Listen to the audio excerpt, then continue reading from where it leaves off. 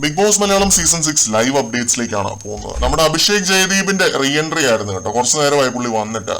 Wild കാർഡുകളിൽ പൂജയ്ക്ക് ശേഷം re entry നടത്തുന്ന രണ്ടാമത്തെ കണ്ടസ്റ്റന്റ് ആണ് അഭിഷേക്. അഭിഷേക് വന്നിട്ട് ജിൻഡോയോട് ഒരു കാര്യം പറഞ്ഞു. വീക്കെൻഡ് എപ്പിസോഡിൽ ജിൻഡോ ചേട്ടൻ ലാലേട്ടന്റെ മുന്നിൽ ഒരു ഡയലോഗ് അടിച്ചില്ലേ? ഏത് ഡയലോഗാണ് അഭിഷേക് എന്ന് ജിൻഡോ.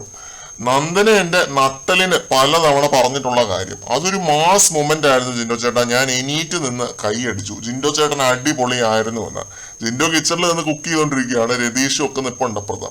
അത് കേട്ടതും ജിൻഡോയുടെ മുഖത്തെ ഒരു അഭിമാനവും സന്തോഷവും ഒക്കെ കാണണമായിരുന്നു. അഭിഷേക് ജയദീപ് മാത്രമാണ് ജിൻഡോ ജയിക്കണം അല്ലെങ്കിൽ ജിൻഡോയെ ജയിപ്പിക്കണം എന്നൊരു വീഡിയോ ഒക്കെ ഷെയർ ചെയ്ത് കണ്ടത് കേട്ടോ.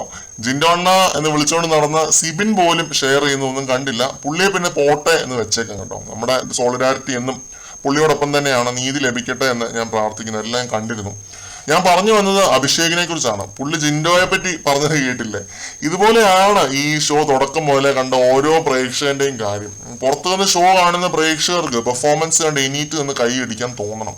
പറയുന്ന പോയിന്റുകൾ കേട്ടിട്ട് കൈയടിക്കാൻ തോന്നണം. അതാണ് ഒരു മത്സരാർത്ഥിയുടെ വിജയം. അപ്പം ആ ഒരു വിജയം ജിൻഡോ ഓൾറെഡി കൈവരിച്ചു കഴിഞ്ഞു എന്നാണ് ഞാൻ വിശ്വസിക്കുന്നത്.